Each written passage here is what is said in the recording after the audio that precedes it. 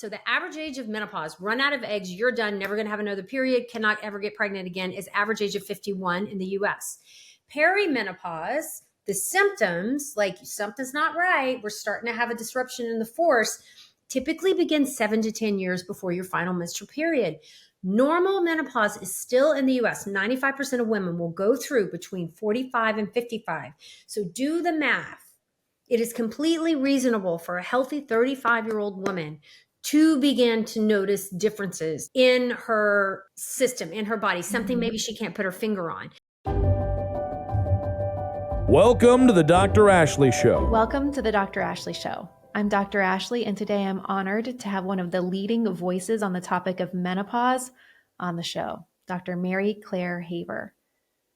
1.2 billion women right now are affected by menopause. If you're a man or a woman, you're going to be impacted by it because 50% of the population goes through it. Perimenopause starts when women are in their 30s. Menopause continues along when we're in our 40s, 50s, and 60s. So even if you are a man listening to this, continue to hear the conversation because you'll learn how you can support those you love. And those women of you, get ready for a really awesome jam-packed episode on the topic of perimenopause and menopause. Dr. Mary Claire Haver is board certified in obstetrics and gynecology and is a certified culinary medicine specialist from Tulane University. In 2021, she left traditional OB-GYN practice and opened Mary Claire Wellness, a clinic dedicated to caring for the menopausal patient. Dr. Haver has amassed over 3 million followers across social media by posting advice for women going through menopause. She understands that menopause healthcare is in dire need of change and is proud to be leading the conversation. Dr. Haver is the author of the Galveston Diet, a nutrition and lifestyle program designed with the menopausal woman in mind, and her new book, The New Menopause, is set to release on April 30th of 2024. Welcome to the show, Dr. Mary Claire. I'm so honored to have you here. It's so great to be here. I'd love for you to start by sharing what drew you in to specialize into women's health and then change in a way to navigate the complexities of perimenopause and menopause. So, in medical school, you get a little taste of everything, of all the different specialties. And we did a huge block in our third year of OBGYN, which is women's health. And, to be honest, what drew me in initially was that dopamine hit of delivering babies. Mm-hmm. And, it was so much fun. It was this beautiful thing. I got to be part of, such an incredible part of a person's life.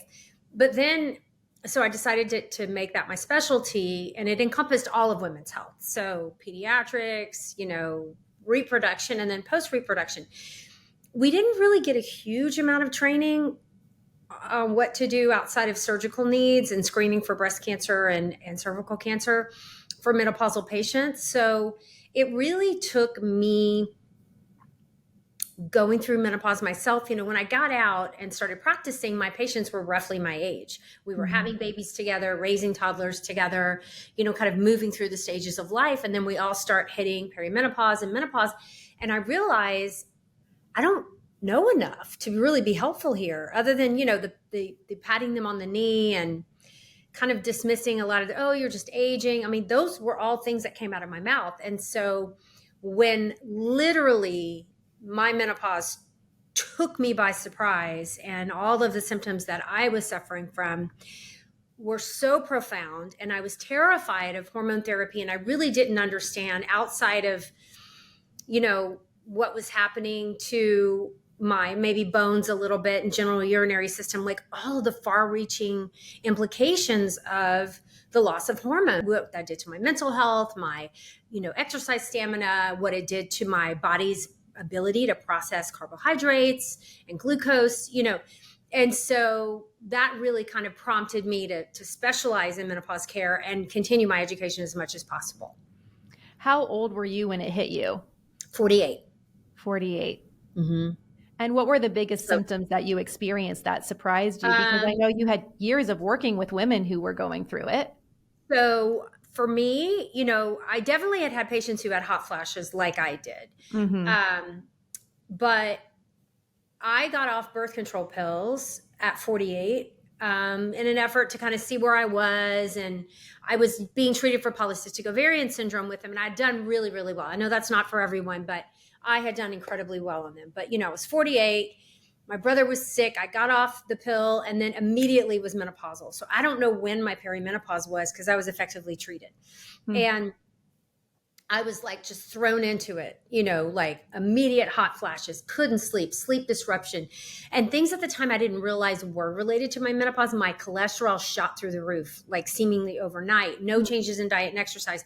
My joint pain, I was all of a sudden having all this hip and back pain with, and I got worked up. There was no evidence of injury. MRIs were normal, no tendon, and so they're like, oh, it's tendonitis or it's this or it's that. Like no one had put together the pieces of the puzzle that all of this was related to estrogen decline and sex hormone decline. And my mental health was struggling. And again, I had lost my brother.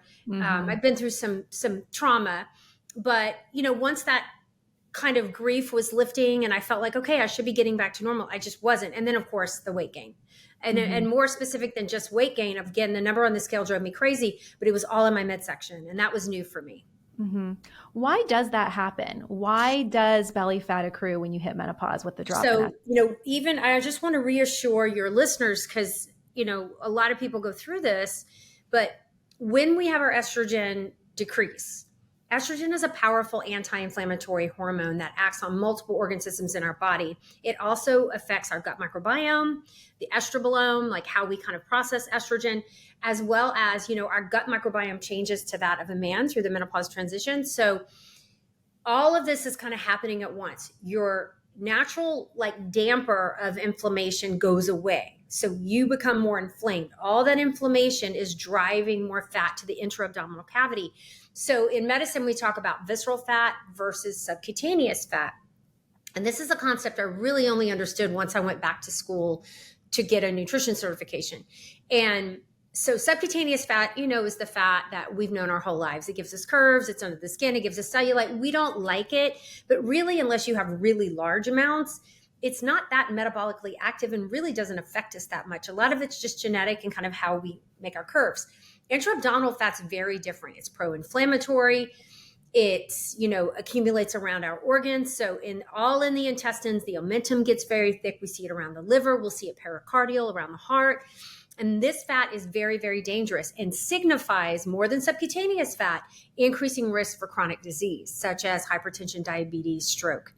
And so this is the fat we see jump in accumulation more than just the aging process through the menopause transition. So we lose our protection against inflammation when we lose our estrogen. We are aging at the same time. That definitely has a component to it. Our insulin resistance is increasing. And so that's driving more fat to the abdomen. So you just kind of end up in this really negative feedback cycle, this traffic circle. I explain it to my patients where everything is kind of feeding to this happening. And then if we're in high periods of stress, we have increased cortisol, right? Cortisol, yeah.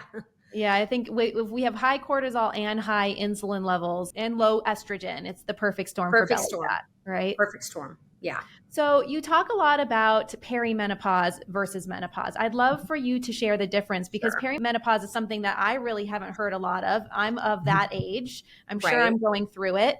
Would you share the difference between the two, maybe what the symptoms are of each and when they start? Sure. So let's go back to embryology. So when we were inside of our mom's tummies, right? When we're about 5 months in utero, we have the maximum amount of eggs that we're ever going to have in our lifespan while we're inside. So if you think about the grandmother, and so the egg that forms your children was formed when you were inside of your mom. Yeah, I can't really, it's hard to gather. It's hard to kind of conceptualize that. So we're born with like 1 to 2 million eggs and they're like fairly healthy. So as we go through life, aging and through the ovulation process, we lose a ton of eggs. Each ovulation, we lose about 11,000. And then they're also aging. So the quality of those eggs and the cells surrounding them begins to age. Like the brain, the ovary, we don't regenerate those cells. We're kind of born with a certain amount and it's up to us to keep them healthy. We undergo a senescence, meaning at menopause is when you run out of eggs. That is menopause. Okay. The process of ovulation is this EKG, and we've all probably seen what hormones look like throughout the menstrual cycle. You have a surge of estrogen mid-cycle, then a second kind of little wave, and then a surge of progesterone towards the end of the cycle, and everything kind of bottoms out and starts again. So that process repeats itself fairly reliably month to month to month in a healthy woman until we get to perimenopause. When we hit perimenopause, and I'll go through the ages of when these things typically happen in a minute, the feedback cycle starts to break down. There's not enough eggs to go around. We're running out of eggs, and the quality of those eggs is declining. So in order to get that ovulation to happen, the brain has to work a lot harder sending those stimulatory hormones. This is also why we see other hormonal driven diseases, hypothyroidism, Graves, because at the same age, because all of the pituitary gland is putting out thyroid hormone, follicular stimulating hormone, all of the endocrine system is kind of, the master switches are starting to fail through perimenopause because the ovaries just can't respond like they used to. So we have delayed ovulations, then you have these surges of estrogen when you finally get that egg out, and then we skip some ovulations. So it's really a zone of hormonal chaos, and it is your body starts having symptoms. Now, we all know the cliche hot flashes, right? That is kind of the classic symptom of menopause, but every organ system in our body is affected by this. So the average age of menopause, run out of eggs, you're done, never going to have another period, cannot ever get pregnant again, is average age of 51 in the US. Perimenopause, the symptoms, like something's not right, we're starting to have a disruption in the force, typically begins 7 to 10 years before your final menstrual period. Normal menopause is still in the US. 95% of women will go through between 45 and 55. So do the math. It is completely reasonable for a healthy 35-year-old woman to begin to notice differences. Now, if she in her system, in her body, something maybe she can't put her finger on. Certainly if you're having hot flashes, that's an easy one. If your cycles get disrupted, that's an easy one. But the brain fog, musculoskeletal pain, joint pain, gastrointestinal changes, belly fat deposition. We're now just understanding the science behind all of the other organ systems that are affected. Wow. That's so much earlier than I expected and impacts so many other areas of our wellness than I ever considered. Hey everyone, quick interruption to the Dr. Ashley show. I want to remind you about Dr. Ashley Wellness, my new product line. After 17 years in nutrition and weight loss, I've noticed a gap in products for sustainable weight management. Weight loss can strain your body, leaving you tired and drained, and that's why I created Dr. Ashley Wellness. Our GlucoCut Plus capsule stabilizes blood glucose, improves energy, supports your thyroid, and helps you burn fat. And our Electrolyte Plus mix keeps you hydrated while supporting your energy levels, immune function, and curbs cravings. Visit drashleywellness.com and use code Ashley10 for 10% off your first purchase or 20% off your subscription order with free shipping. Plus, enjoy a 30-day money-back guarantee. Back to the show. What do you think is the most critical piece of information that every woman should know about these phases of life? So that they're going to happen. And not to be scared. This is a natural process, but it doesn't mean that you're not going to be affected, and be affected very differently than even your sister. And so not using your own experience as a place to judge another's, and just being really in tune with your body and trying to understand what's different, what can you put your finger on. The big problem in healthcare, our system is broken. We all know this, right? No one's saying we have the best healthcare system in the world. I mean, we have a good one on a lot of levels, but we are not training our current healthcare providers on how to recognize, treat, reassure a perimenopausal woman that this is okay, this is happening, and here are the steps that we can do to mitigate mitigate your health to move you towards a healthier future. What do you believe are those steps? So one, if I had to go back and tell my 35-year-old self, I have a whole talk on this. Yeah. So I would say nutrition over calories. I was a child of the 80s and 90s. I exercised to be thin, which I equated with healthy, even as a physician. I was very biased against anyone who didn't look like me, and I had thin privilege. But all I cared about was how many calories was I eating. I knew to avoid too many sweets and not drink too much alcohol, but really, I did not understand nutrition and what it took to fuel my body until I went back to school at 48, to learn more about it. So nutrition over calories, really, to not so much focus on counting calories, but really, are you getting enough protein? Are you getting a good source of carbohydrates? Are you getting healthy fats? All of those things are so important. What micronutrients are you getting? Are you filling the nutritional profile, hitting all the amino acid goals? All of that's so important in order to maintain health and limit the symptoms you're going to have through your menopause. Number 2 is stop doing so much cardio. Yeah. I worked out to be thin. So I ran marathons, and that was my healthy. I mean, it's better than sitting on the couch, but I would have picked up a weight. I probably sacrificed my bone and muscle strength in the effort to be thin. And that really did not serve me long term. So constantly I'm speaking to my daughters who are 23 and 20. Don't do what I did.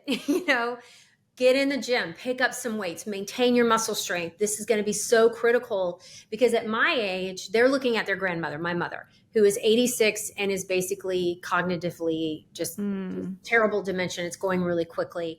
And the last 10 years of her life have really been a drag for her musculoskeletal strength and her ability to function.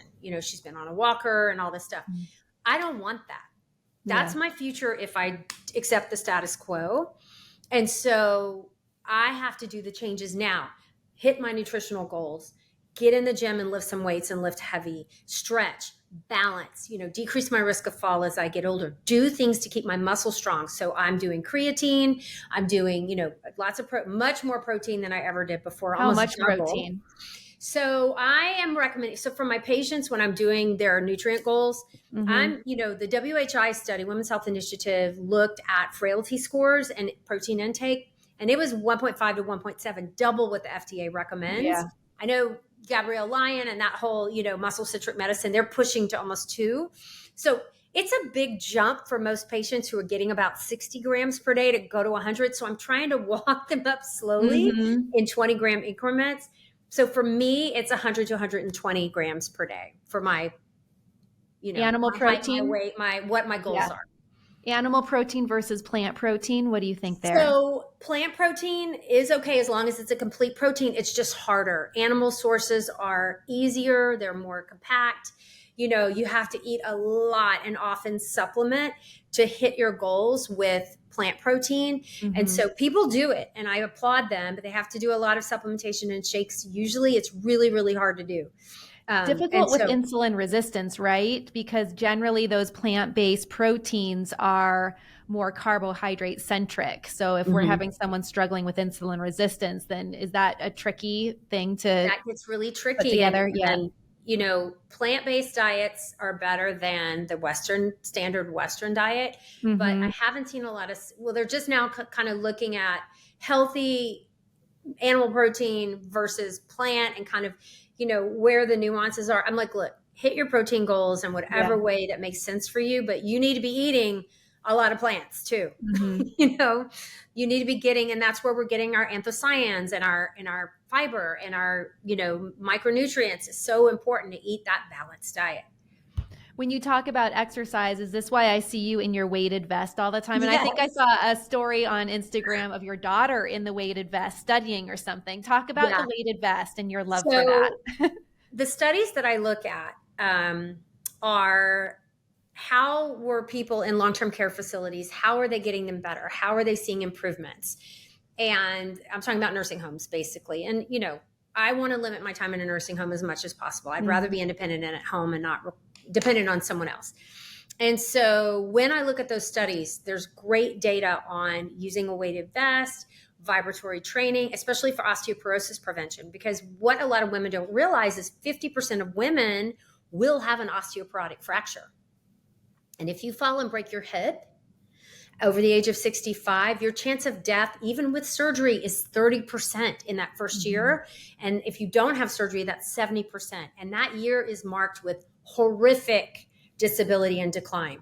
And so what can we do to decrease that risk? And there's pretty good data on a weighted vest. It is just it is something that is relatively inexpensive, a great way to stimulate that musculoskeletal unit. You can wear it around. I wear it around the house. I was wearing it this morning. It's just a way to kind of cheat the system, to add just a little bit more force to send that signal to the muscles and bones to stay strong. So you wear that like when you're making coffee or My is it when husband is obsessed. And so he wears his make a coffee. I'm pretty much like, I get up, make my coffee, get back in bed. I do my meditation and journaling. I play on the internet a little bit. I answer a few questions online. And then I'm like, go into workout mode. So I'll put on my weighted, Mhm. get my workout clothes on, put on my weighted vest, head downstairs. I do a lot of work on the treadmill. So I turned my treadmill into a walking desk. That was a TikTok tip from, Yep. someone I followed.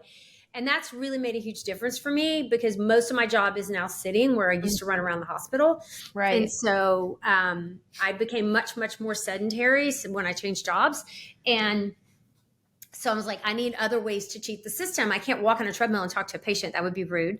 So now when I'm doing Zoom calls or, researching for the books or something, I'll do it on the treadmill and I'll have my weighted vest on. I put it at an incline and I'm like killing 3 birds with one stone. Yeah, wow. I have the treadmill, but I've not done it on an incline and I definitely don't put the weighted vest on. So I'll have to give that a little shot. tricks to like just get that extra oomph in. Mm-hmm.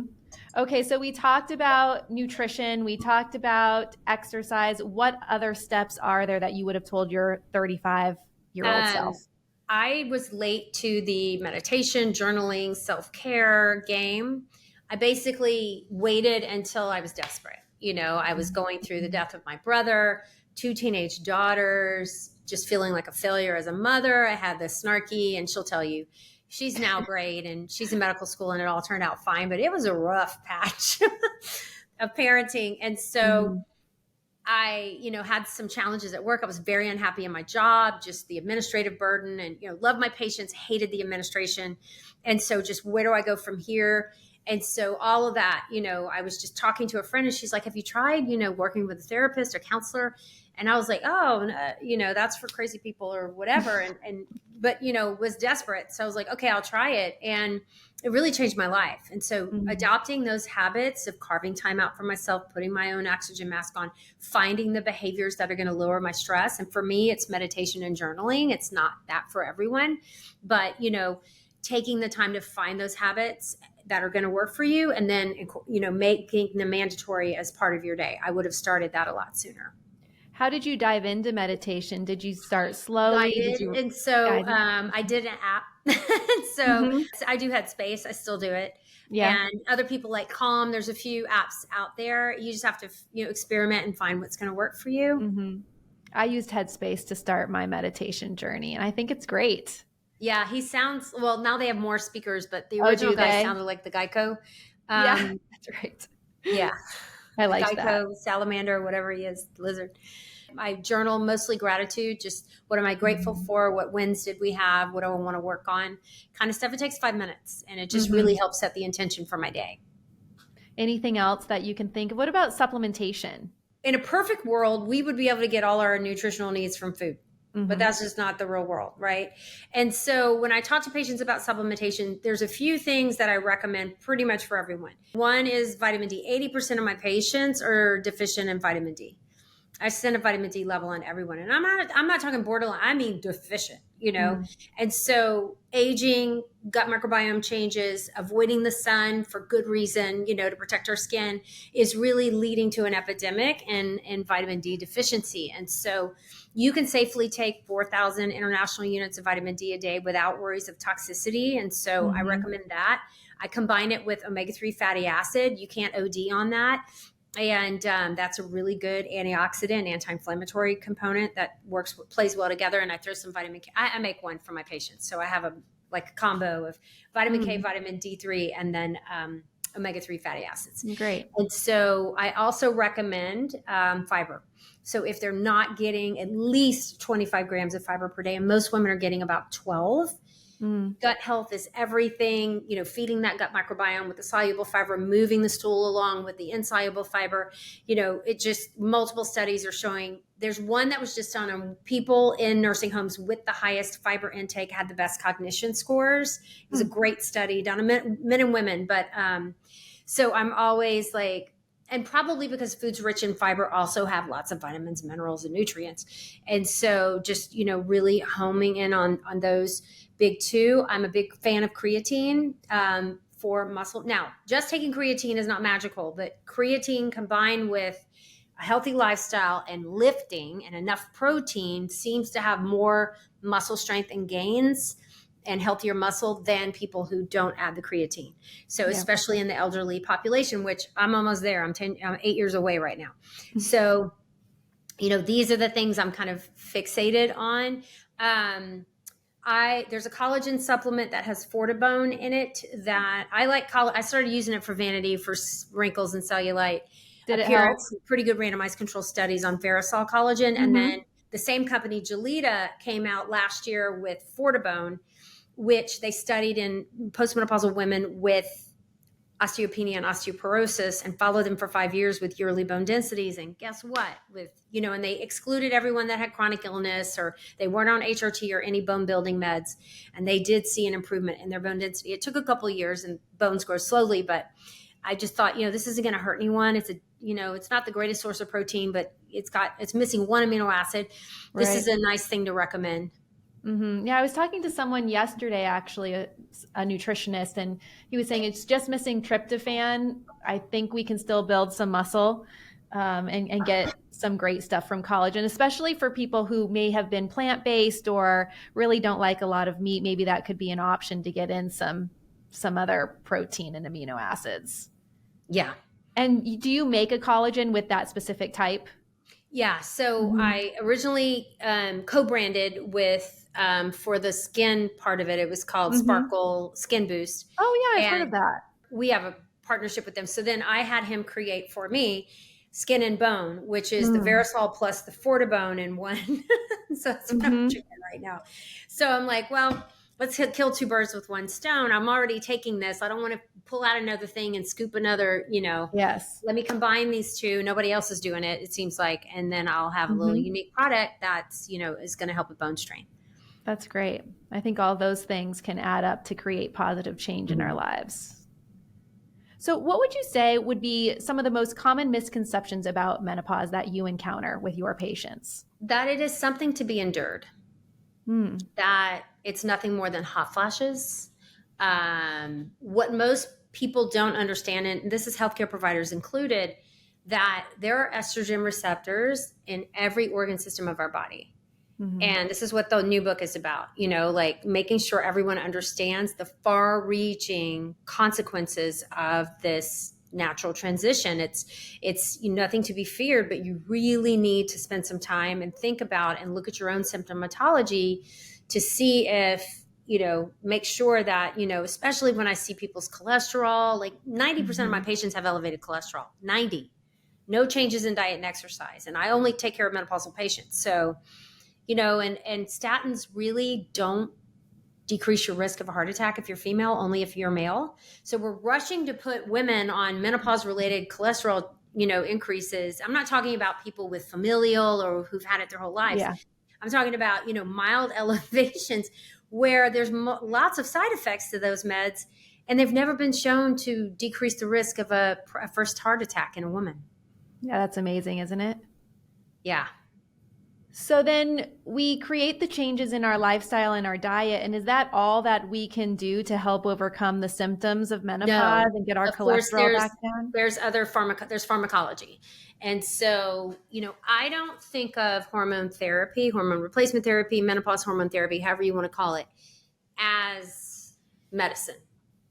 I think of it as just giving your body the chance to continue those critical cellular pathways that were aided by estrogen, progesterone, and testosterone.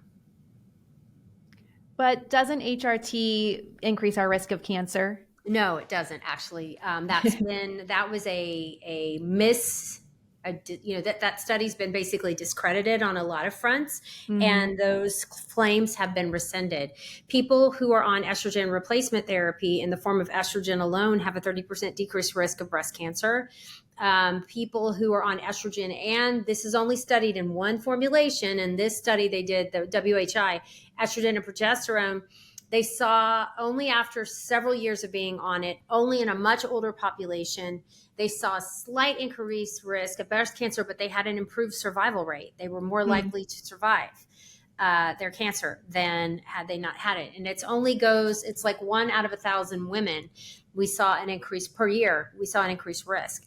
And so when you look at all the benefits of hormone therapy, there are risks of living without estrogen. And when women who are on HRT, especially starting early in their journey, within those first 10 years, starting the medication, starting hormones, you have a lower risk of cardiovascular disease, which is the number one killer of women. Even with breast cancer, the number one thing a woman's going to die of is a heart attack, not breast cancer. So, and I care very much about breast cancer. Trust me, I have a huge family history of cancer. 2 brothers I've lost to cancer. So I'm very, very aware of all these statistics. But for whatever reason, that, the shot that was fired in 2002, that's when that study came out, has had a hard time percolating through the general population. That estrogen, for the vast majority of patients, is very safe, and actually safer than not being on it. Can you debunk that research study for us? I mean, why did it come out with those headlines? I know the headlines are always it's crazy, really but bizarre. They called a press conference. They released the preliminary numbers before the paper was published. Like, it was a very, very unusual, very ego-driven, we think, and we go back and look at the authors. Someone had, their self-importance, but when the data has been reanalyzed and stratified according to age, remember, they did not include anyone with hot flashes in the study, because which are the most likely people to get treated with hormone therapy, because they didn't want people to know if they had placebo, because almost 100% of women's hot flashes go away on hormone therapy. So those findings have pretty much all been walked back. Doesn't increase your risk, not a significant risk of stroke in the first 7 years, it's all age related, pre-existing condition related. You don't want to put estrogen on top of disease in the vasculature. If someone has pre-existing cardiovascular disease or preponderance of, if you've had a stroke, you are not going to be a candidate for hormone therapy. It's not for everyone. But, even in a family history of breast cancer, there is no increased risk versus placebo, for you to be on hormone replacement therapy. If you've had a blood clot and you've been treated, you're 6 months out, you are now a candidate. You just don't want to do oral therapy. You can do transdermal. So there's different types of HRT. Yeah, different formulations, different methods of delivering it into the body, and it's a very nuanced conversation. And you were talking about when to start the therapy creates impact. Can you talk about that a little bit? Yeah, so the cardiovascular and neuroprotective benefits, meaning decreasing your risk of dementia and Alzheimer's and decreasing your risk of cardiovascular disease by 50%, by the way, seems to be a window of opportunity. If you think of it, it's really the time your body is away from estrogen that leads to compounded increasing risks of certain diseases, usually pro-inflammatory chronic medical conditions. And if you miss that window, it's not going to be harmful. Like for cardiovascular disease, it's not going to increase your risk of cardiovascular disease, but you're going to lose that benefit of decreasing the risk versus someone who didn't take it. And that seems to be somewhere around 10 years after your menopause. Now, that doesn't mean everyone has to stop at 60 or after 10 years. You can continue those benefits for as long as you want. So as long as for you, the benefits outweigh the risk, you could stay on hormones forever. What do you think, and I'm going to try to phrase this question well, but it might come out a little convoluted. I've met with some women who say that there's a purpose, like an evolutionary purpose to going through menopause, and that with the drop in hormones comes more wisdom, comes a time to calm down. With the drop in hormones comes cognitive deficit. So I don't know how that translates to more wisdom. We live in a society that tries to control women, and you don't have to go on hormone therapy, and no one's going to force you to do it. You're just going to have to work harder to stay healthy at every other aspect of your life, and that's okay. But there's no evolutionary basis. We were not meant to live this long. There's very few mammals. There's only like 3 or 4 species that actually go through ovarian senescence. We died at 50. And from an evolutionary standpoint, when we look at why things happen and what could be an advantage, we died before at the same time our ovaries did until 150 years ago. This is new. This is a artificial construct of modern plumbing, modern medicine, we're living longer than we did. And so there's really, not an argument there. But if that's you and you want to embrace that, I'm 100% behind you. Just don't judge another woman who wants to live with the biological advantage of having estrogen on board longer. Some of the most fascinating research going on right now is things to extend the life of the ovary naturally. Well, I was wondering about that. Maybe there is going to be a specific, I don't know, way that we evolve so that we continue our natural hormones longer as we live longer. Yeah, men kind of drift off at age 40, about 1% of their testosterone production, their sex hormone production per year. And we go to less than 1% overnight, comparatively. So we have that zone of chaos in perimenopause where you have these wild, fluctuations. It's a downward trend until it just bottoms out. And that process takes 7 to 10 years. The decline that we have comparatively is much, much, much, much, much less than a man's. Does a man go through anything similar to menopause? So there's no real menopause. Andropause is defined, typically they kind of just gently decline about 1% per year, but a man could father a child. It might take a little work. He's making his genetic material fresh every day, where we're born with ours and they have a shelf life. So with all of this new information coming out about menopause, how can women find some kind of quality provider who's up to date on all the literature? Yeah.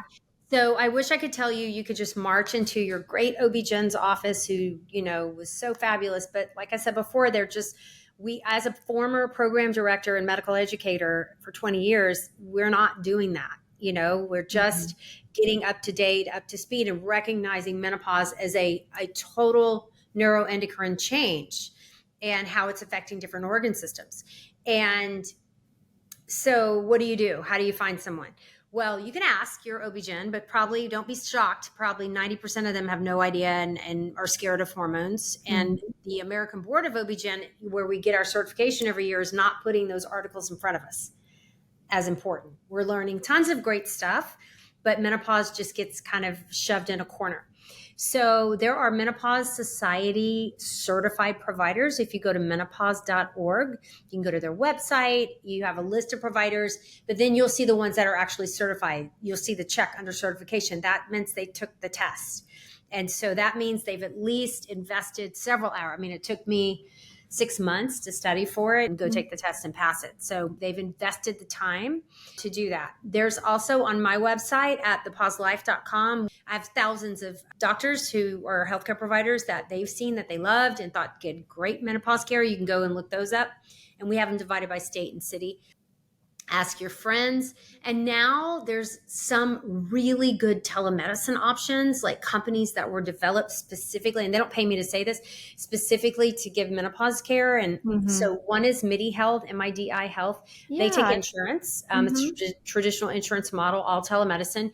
There is Alloy Health, myalloy.com, and there is Evernow. Those are the three that I've vetted the heaviest and really feel like if you can't find someone local, this is a reasonable option for you. That's great. Will you talk a little bit about your new book? Oh, okay. Yeah. This is the new Menopause. This is the new book. And I get so many questions on social media constantly, all day, every day. I have a menopause clinic. I'm in this unique position where I understand the menopausal patient better than most people in the world, I think. I'm in it with her. I'm doing it with her. I understand, I listen, I believe. And all the questions that I answer, like teaching people about organ systems, the brain, the bones, the heart, the kidneys, the genital urinary system, I just didn't see another reference out there. So I decided to write one. So the first third of the book is kind of the history of how we ended up having such a gap in education and knowledge amongst our providers and, what that says about society and how we view the aging women.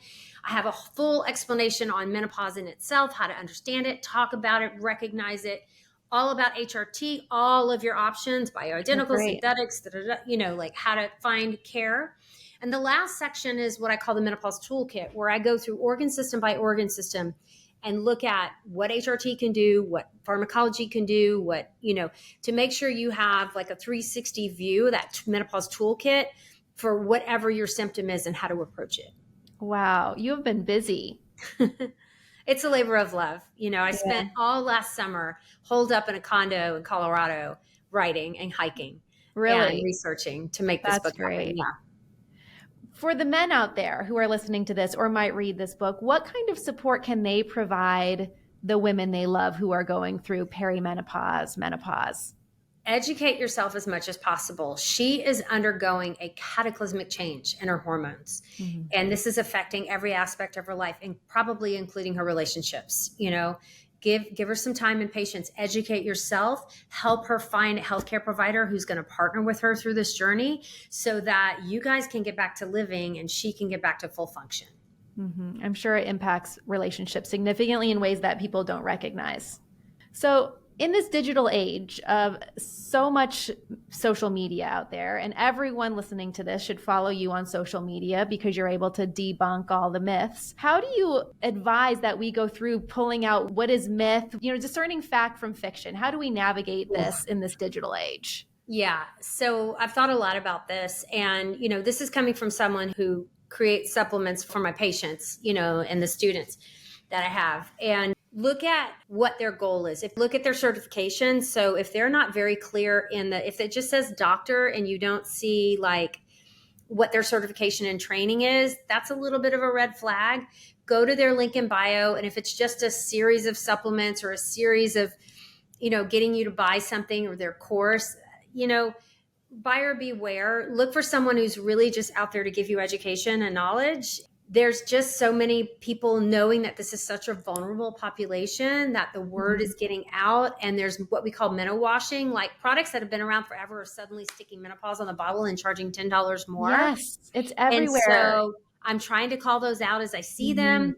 There's no miracle cures, okay, other than replacing the hormones in your body. There's certainly products that can help support your body through this change, but nothing's going to fix your menopause yet. That we figured, and just beware, buyer beware, be very savvy. I know you're desperate, but if it promises you'll have your sex life back overnight or you're going to lose 20 pounds in a month, that's not what's happening. You have made menopause such a hot word. Everybody is talking about it. Trying to demystify menopause. So that's right. Well, are there any projects, any initiatives that you're really excited about in the field? The research I talked about earlier, I'm not doing it, but I'm reading it about, ways. It's too late for me. My ovaries are dead. But when I think about my daughters and like what their options are going to be, there's a lot of new attention being drawn to, how do we provide support? So there's like menopause mandate and Hello Menopause and like all these really good evidence-based education forward websites and communities that are being built that I fully support. If my message doesn't resonate with everyone, there's only 6% of women or 5 maybe in the US are on hormone therapy. Really? There's 95% of people who are flailing still. We have so much work to do here. And, if I could leave your followers with anything, no female is getting out of this, okay? If you live long enough, you're going to go through menopause and it's going to affect you. It's going to change the trajectory of your health. Arm yourself with information, educate yourself, share your story. Let's destigmatize this. Let's normalize this so that we can all approach this with no shame, with acceptance, and with tools so that we can stay as healthy as possible. Where can we follow you and learn more? So Dr. Mary Claire, pretty much everywhere. I'm Mary Claire Haver, but it's DrMaryClire on Instagram and TikTok, and Dr. Mary Claire Haver on Facebook. We have a Pinterest, we have YouTube, we try to give as many resources as possible. And our website is thepauselife.com. Thank you, Dr. Mary Claire. That was amazing. Appreciate your time. Thank you for tuning in. I hope that you enjoyed that episode. So much valuable information. If you are listening to this on a podcast platform, please review, please follow us. If you're watching this on YouTube, drop your comments below. I will respond to all of them, and subscribe. It helps us impact more people in a positive way. Remember, you've got to step up to make the change. Lead with your heart, train your mind, and do not negotiate with your body. See you next time.